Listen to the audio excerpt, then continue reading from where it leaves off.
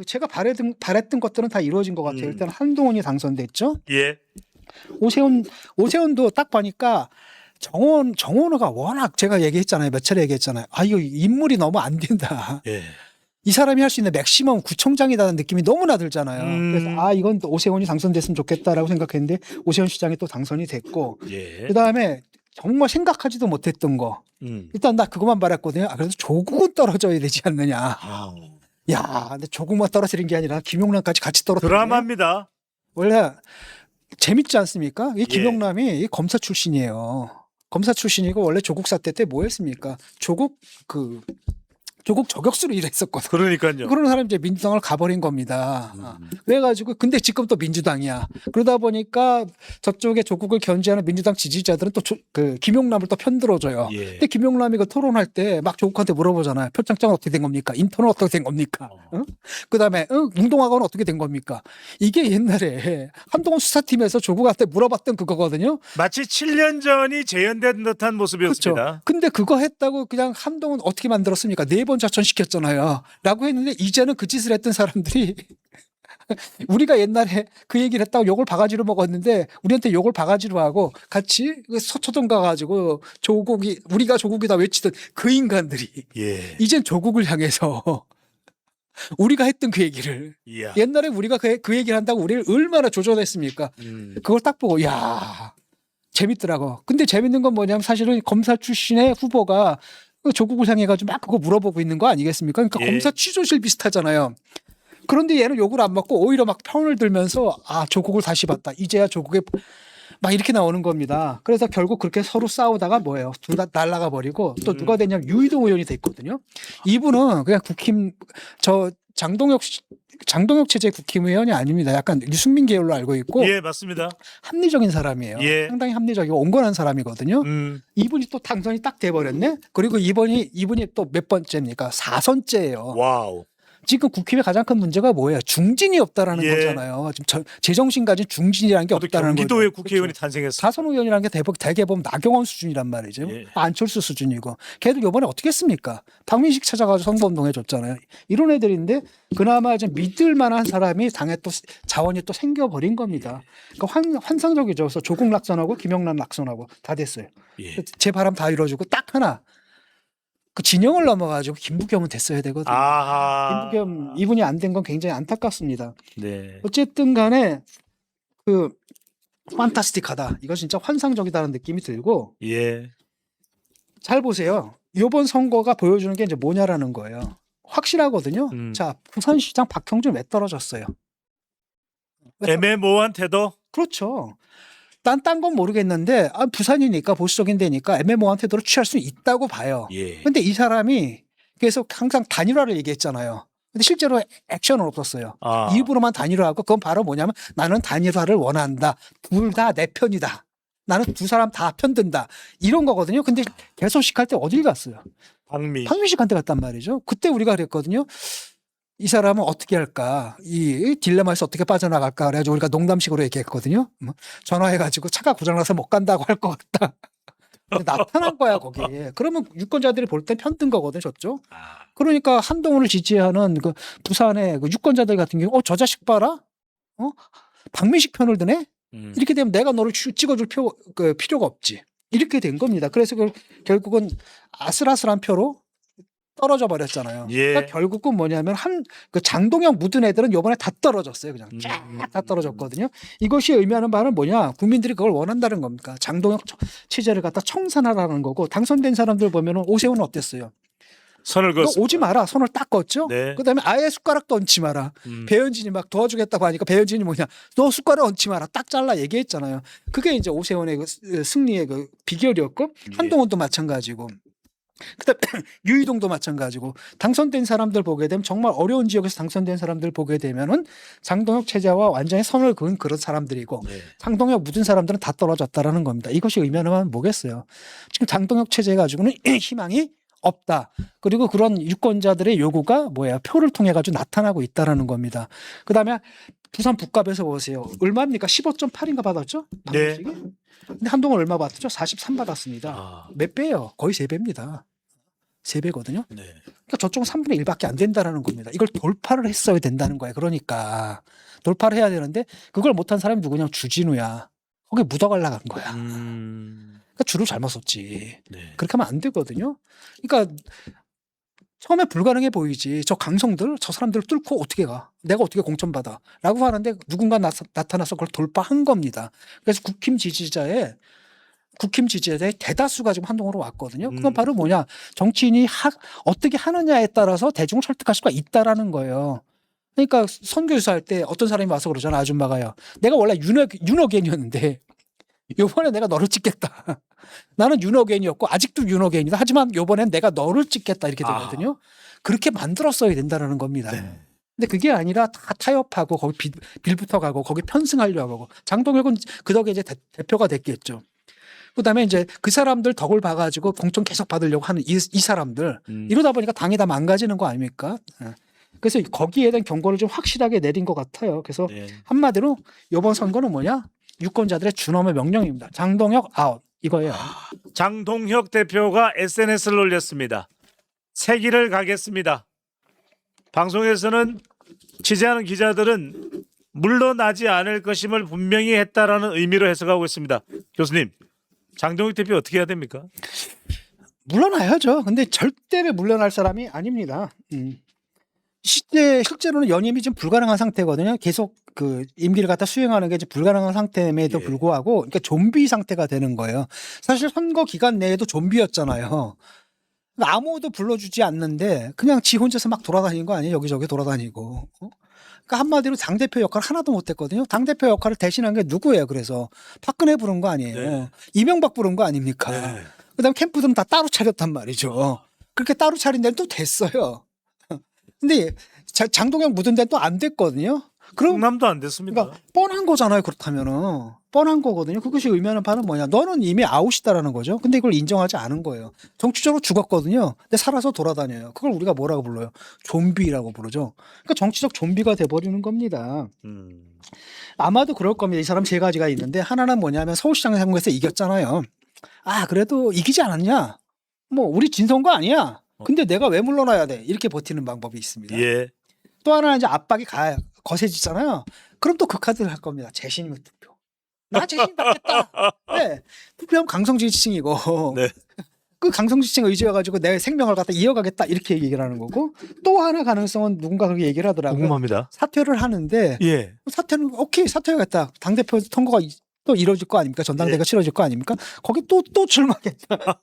그게 그거지. 그러니까 결국은 사퇴를 안 하거나 만약에 사퇴를 한다라 치면은 일단은 강성 지지층에 의존해 가지고 재신임 투표 이런 거 승부수를 또 던질 겁니다. 이렇게 빠져나가려고 하겠죠. 그래서 끝까지 버틸 겁니다. 근데 문제는 뭐냐? 이들이 끝까지 또아리를 들고 거기서 버티는 한 국힘은 희망이 없어요.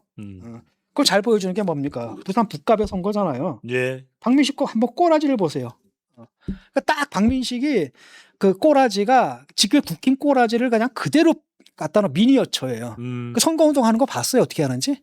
일단 머리를 빡빡빡 깎죠. 예. 그 다음에 애들한테 다가가. 그러니까 애기들이 깍 놀라가지고 왜냐하면 머리 깎은 조폭이 다가거든. 그 다음에 여기 색깔이 어때요? 시뻘건 옷을 그다음 머리까지 빡빡 깎은 사람이 오니까 애들이 막 울어. 네. 이런 거거든요. 그 다음에 이제 그거 봤어요? 동영상이라고 찍었는데 그 인도네시아가 왜 이렇게 보트 경기할 때 애들이 막 춤추는 거 있잖아요. 주는 거요? 그거 왜 올리는지 모르겠어요. 아.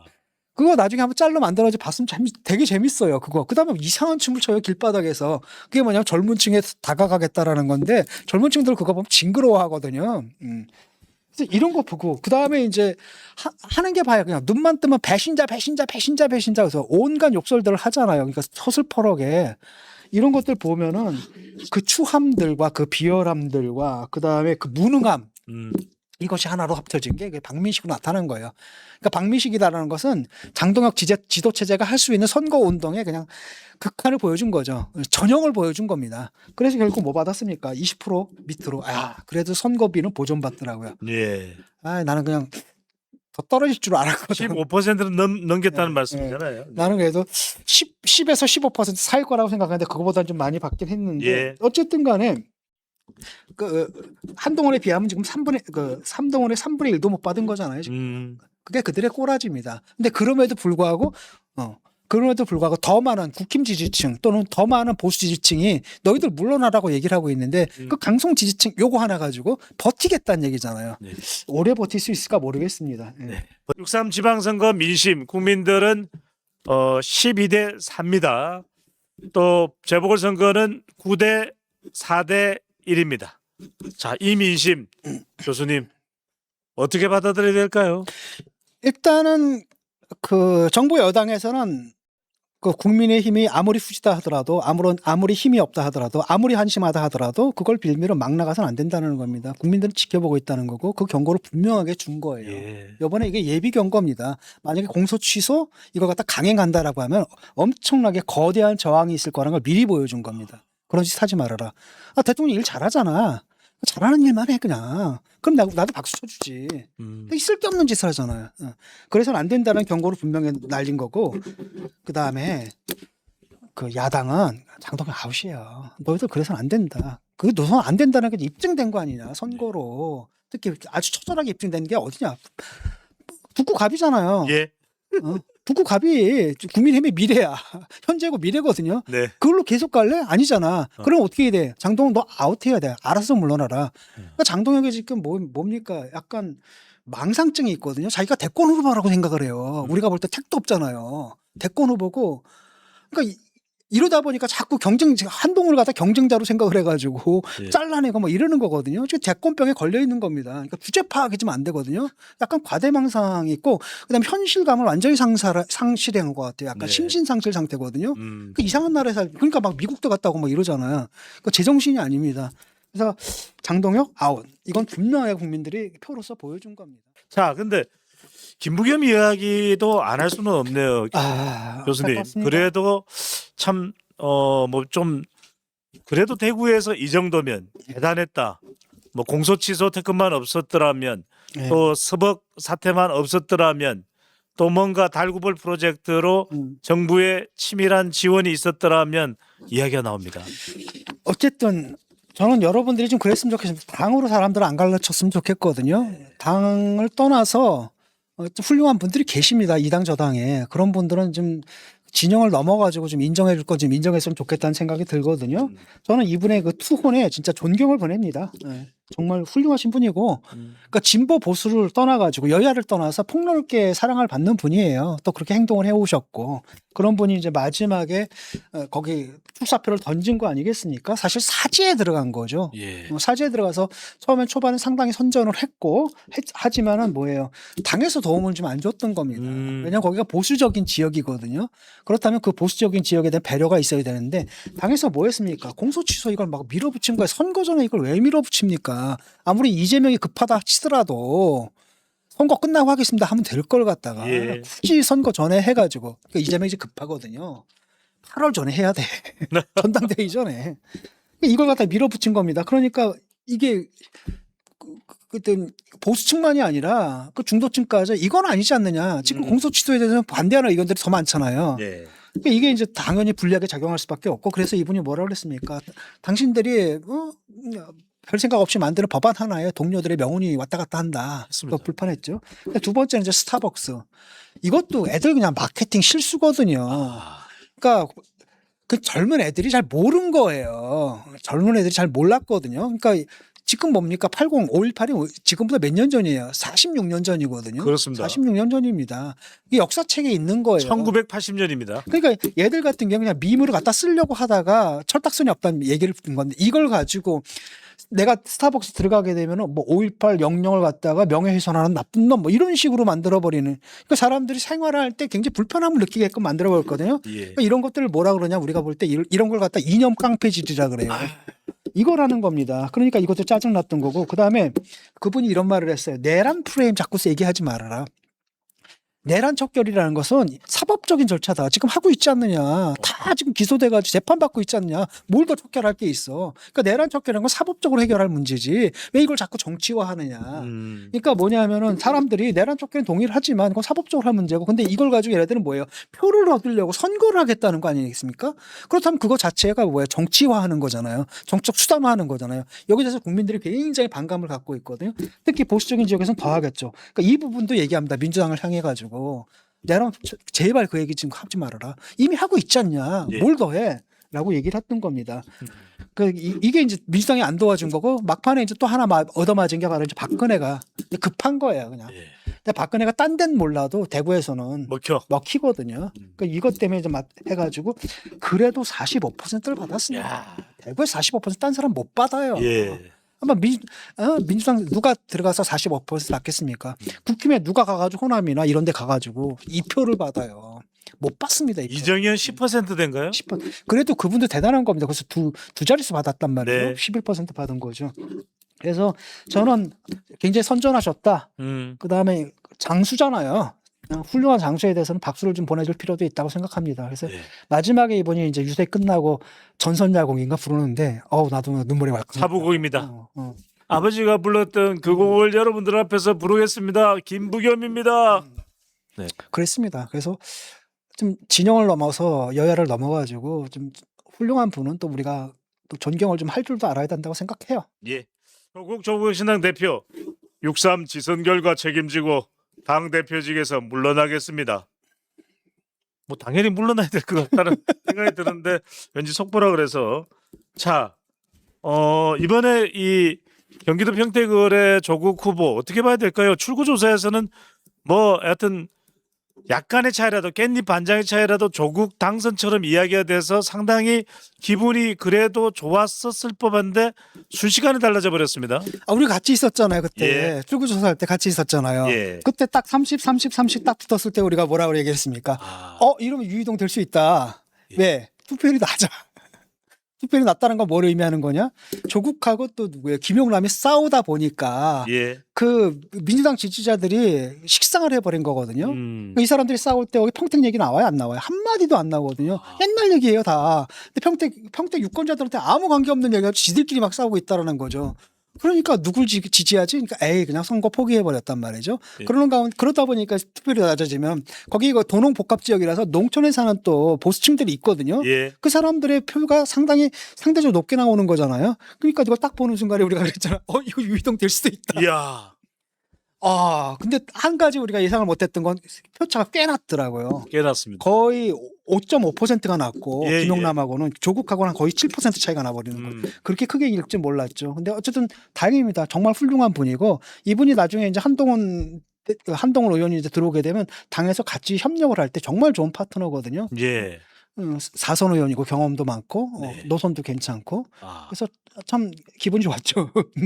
근데 조국은 거기 나가면 안 됐거든요.